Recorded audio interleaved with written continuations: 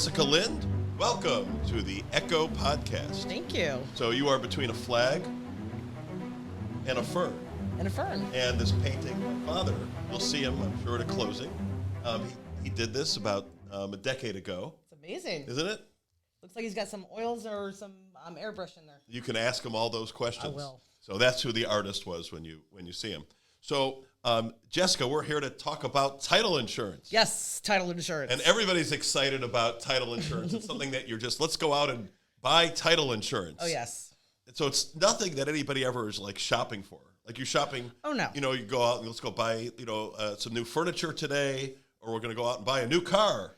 No. And you would never want to win like title insurance on The Price is Right. Probably not, unless you're going to get that house with it. So it's a companion to buying a house, basically. Yes, it is. And so what is title insurance, Jessica? Title insurance, in essence, is whenever you buy that large piece of property, you want to make sure that nothing from the previous owners is on it.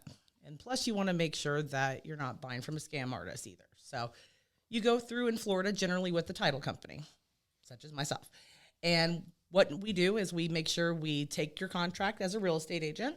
We open a file, order everything against the clerk of the court, do lien searches, and if there's a homeowner association, we order an Estoppel, and we clear the property. So that way, everybody is going to walk away where the buyer has a property free and clear, and the seller is going to receive their funds from what they're selling. So the problem is, whether it's a small property, large property, whatever, if there's some kind of a claim or something happens, and you have $1 million or a $300,000 or a $10 million property, you've got some insurance that protects you. You've got your protection, so it's a must to have. Absolutely. So what does a title agent of Jessica Lind is with Next Wave Title? Yes. So what does Next Wave do?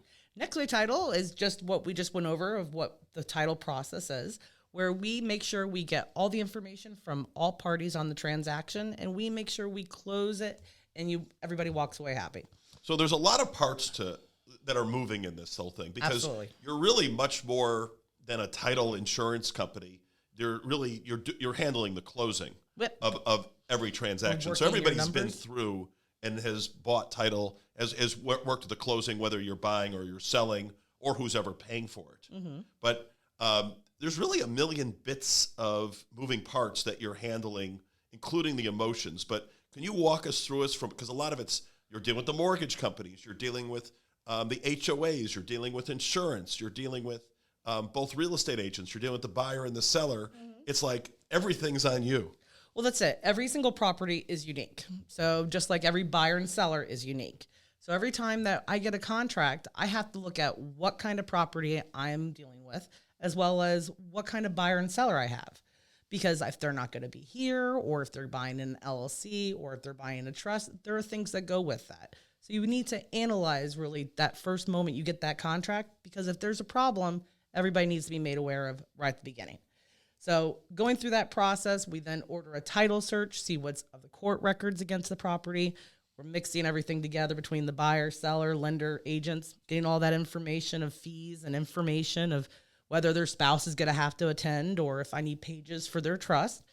And once I have everything and I coordinate based on my closing date, I get all the figures together, make sure everything's correct, and I send it out to everybody. And then everybody wants a smooth closing. Mm-hmm. That's like you don't want a problem like in your closing. You're not going to get anything out of it in terms of you're not walking in and you walk away and like, oh, this is great title insurance that I got today and I'm enjoying it. You don't want to have problems. Right. So what kind of things from the beginning should real estate agents do, and what do homeowners need to do from the first time they order title insurance?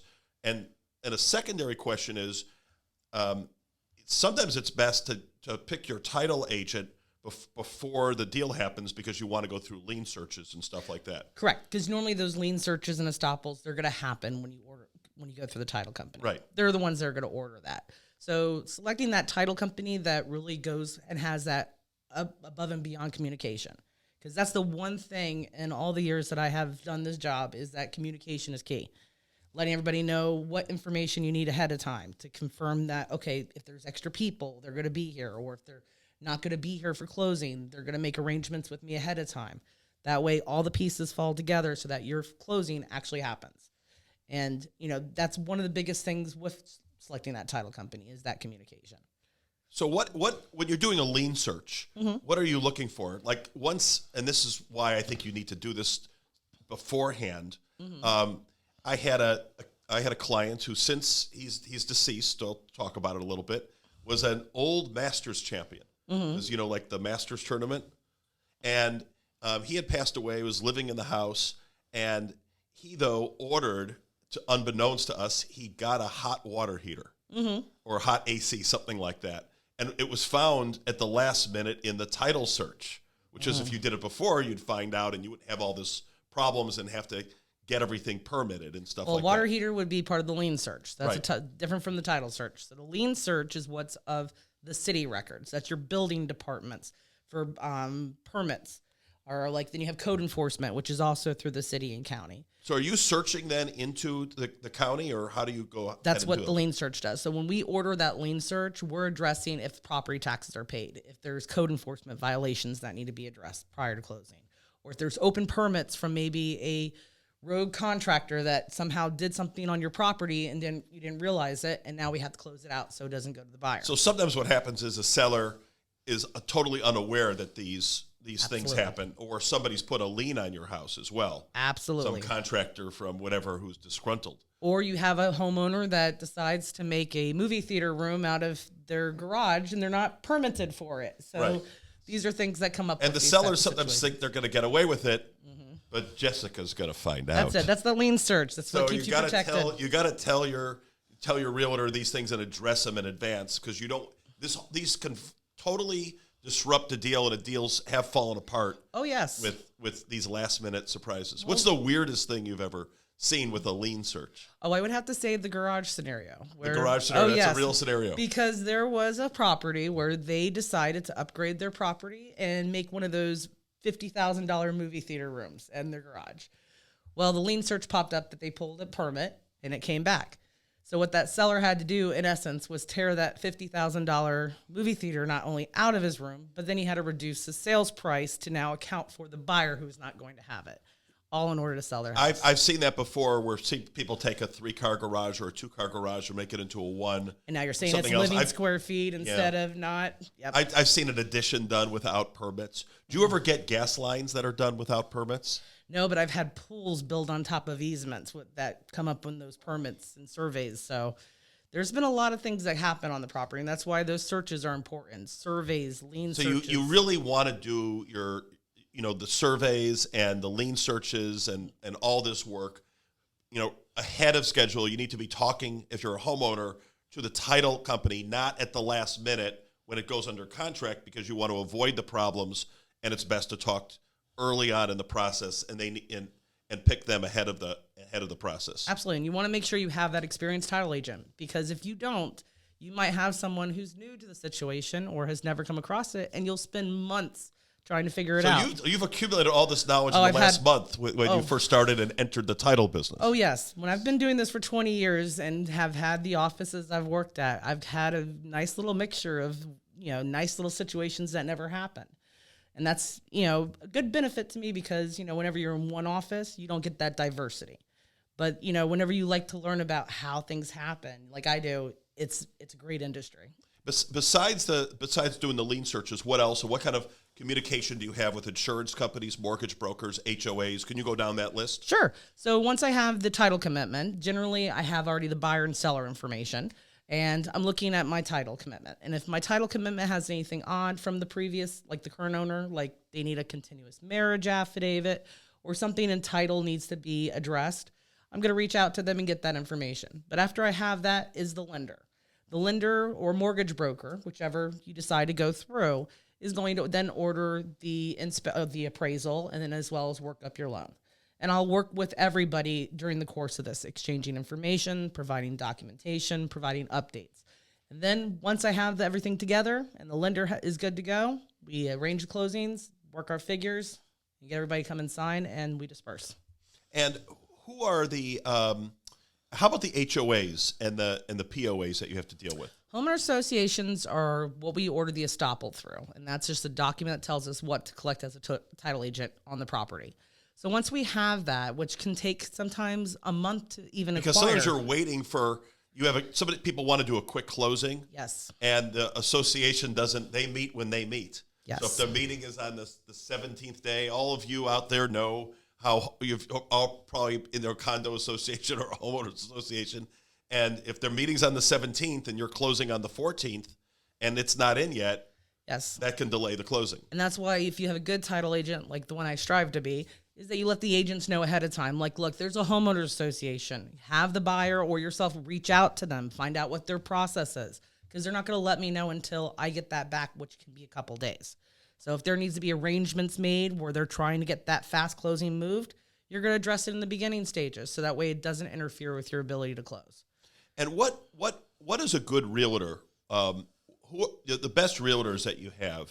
How do they communicate with you, and how do you communicate with them? How do you try to make it easier for them? Well, I offer a lot of different type of communications because everybody is very different. And, as long as we have open communication, that's where my job is to make sure it's there. So that's why I allow for my phone to be text. If you need me, text me. I'll get back to you. We also have it through email. Call me at the office or on my cell. Those kind of, if you have questions from your clients, they need to be addressed early on. That way they're not, questions that might prevent you from closing in the future. So, any agent that at least provides me that communication where everybody can be involved, that's, What do the realtors need to tell you? Sometimes and some realtors do and some don't. What makes a realtor for a closing agent? And, that's just a couple of pieces of information. Like if you know something about your client, like if they're taking a cruise towards our closing date, or if they're married and their spouse isn't there, those kind of like pieces of information, when you submit that contract, they're vital to the transaction, because that way there's options that can be looked into early on instead of at the last minute where it can be devastating to the transaction. So, that agent who provides the phone numbers, the emails, the pieces of information, like this person is the son for this deceased person selling, those little pieces can be used to really build that transaction up and build it up right where there's not going to have problems. And what percentage today of transactions are done in person? The days of the round table where everybody's looking at each other really are kind of a thing of the past. So how many are done in person versus remote location versus, just mail-in? Well, see, I think it has a lot to do with area, because the thing is, here in the Jupiter area, I've noticed that there are more people wanting to come to closing, because it's not for an investment, or those from, foreign countries that are looking to invest in the U.S. So they're not going to, of course, attend closing. And so, it depends on the community. So right at this point, I would say about at least 30 to 40% of people are coming to closing now. Because they want to make sure that, You have a money machine. Oh, yes. Flows money around and stuff, so they probably want the We're going to money. want to use that, yes. I definitely need additioners for my money machine, absolutely. And then the other 40, the 60 or 70% are those mail-aways? Yeah, they're either mail-aways or those that want to arrange like a pre-signing. So it's not that round table type of situation. Right. So you'll have like certain parties that want to come in earlier to sign, or some of them that are from out of state and are moving here and can't make the trip. So you're going to have those individuals. I love pre-signings. The worst closing I ever had, I had a seller, and the seller just wanted to get out of a contract. It was when the big short was happening and the prices were going down. And there was a little old lady who was the homeowner, and the guy just made everything crazy trying to get out of the transaction. And there was no holes in the transaction.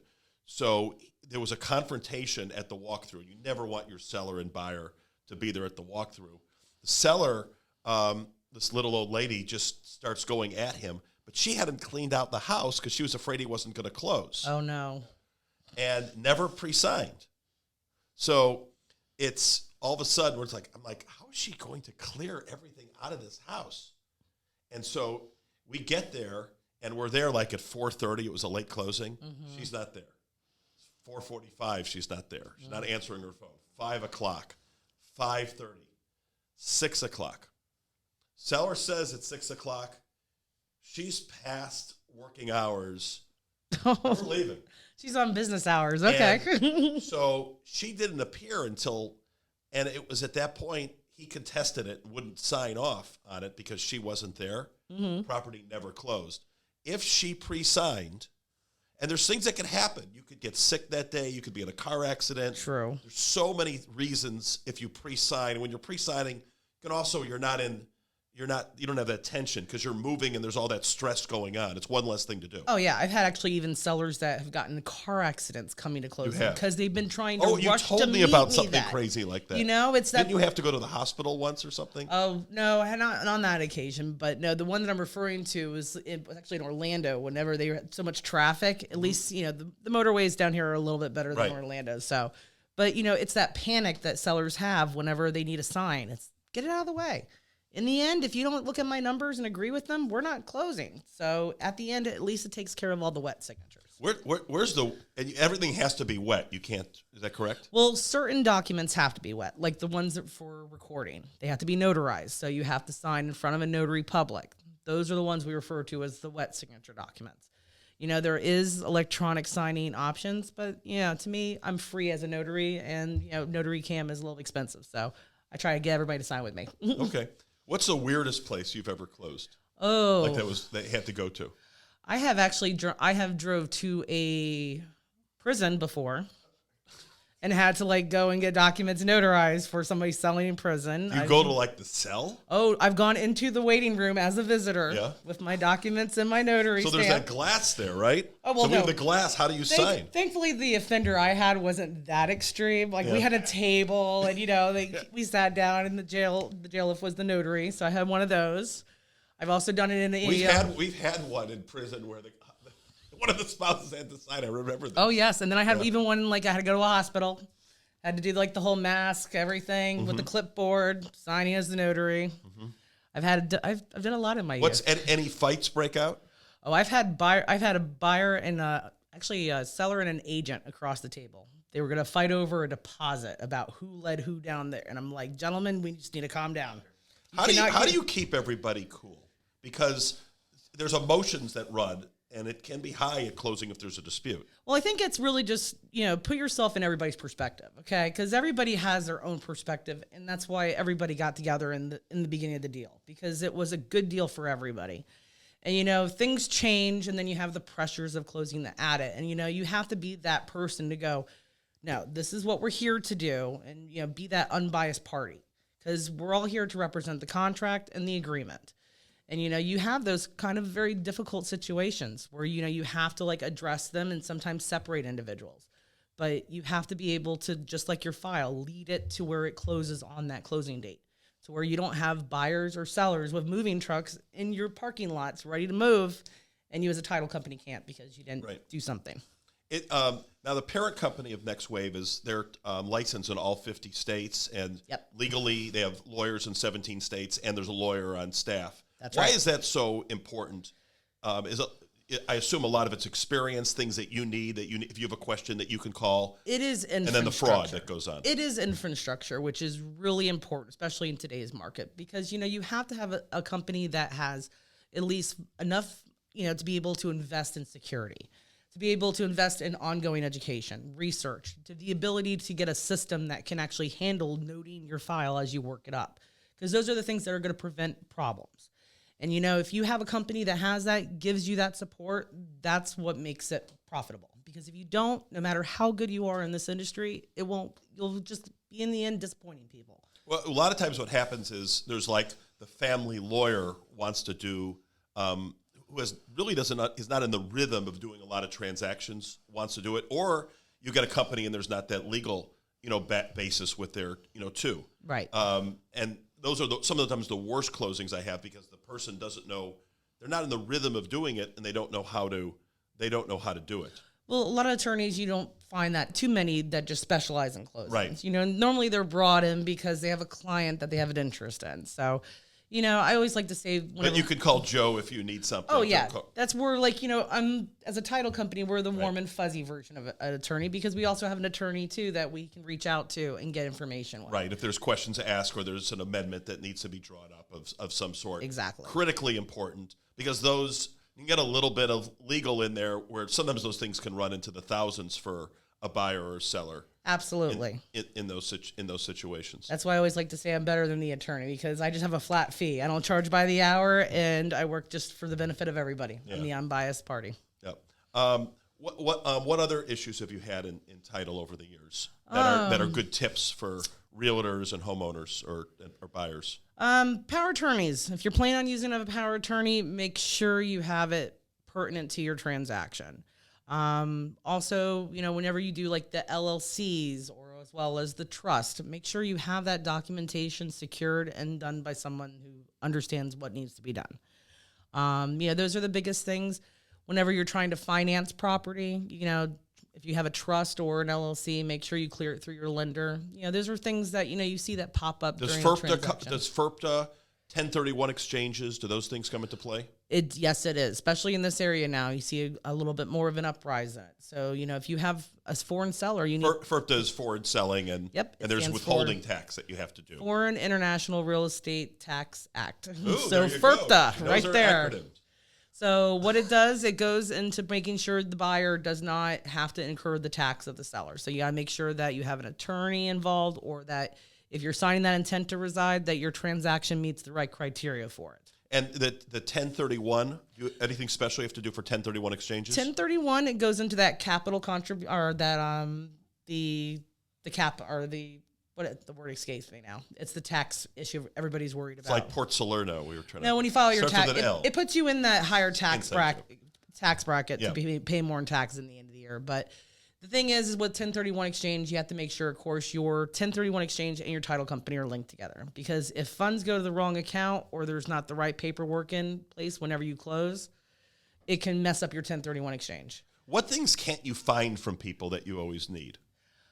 That you should, the way that closing happens, like if you're a homeowner, you just bought a house, what should you do with all this paperwork and that you get back or files so that that later on you're searching for? That you're searching for as a seller? Yeah. I don't know, because I've bought and sold a lot of houses. I never had No. When they come to you, okay, they're and the seller says, you say, do you have this? And they don't have this, and you say, you wish you did that. I don't know what example you're giving me. Is there things that you're looking for that, as you're calling up a seller and say, I need your survey, or I need this, and they don't have that? Back when I started out in title, I recall a lot more of that, like getting the original deed or sometimes getting like the survey. But nowadays, because of more technology, I think that we have more of a online basis where a lot of that information is given. So today you're more or less looking for sellers to like verify that information, like marital status, if it was your homestead, if you're foreign, those kind of things, like, having a survey from your prior purchase can be beneficial. Or if you purchased the property in the last 3 years, bring in your title policy so that way you get a reissue credit.